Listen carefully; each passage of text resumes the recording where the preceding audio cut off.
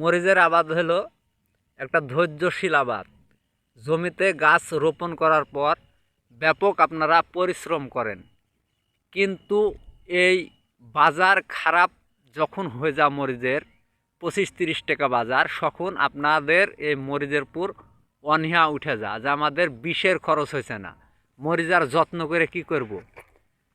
যারা কৃষক, মরিচ কৃষক, তারা জানে যে এই মরিচে একবার না একবার দাম দিবেই।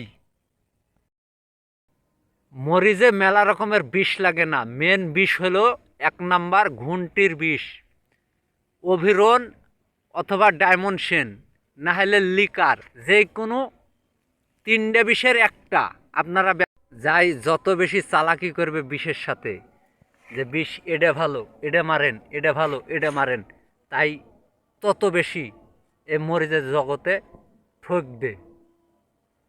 আহামরি বিষ মরিচে খানা, আর মরিচে লাগেও না।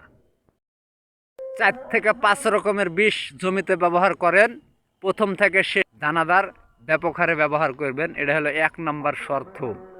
জমিকে পরিশোধন করতে হবে, এটা হলো 1 নাম্বার শর্ত।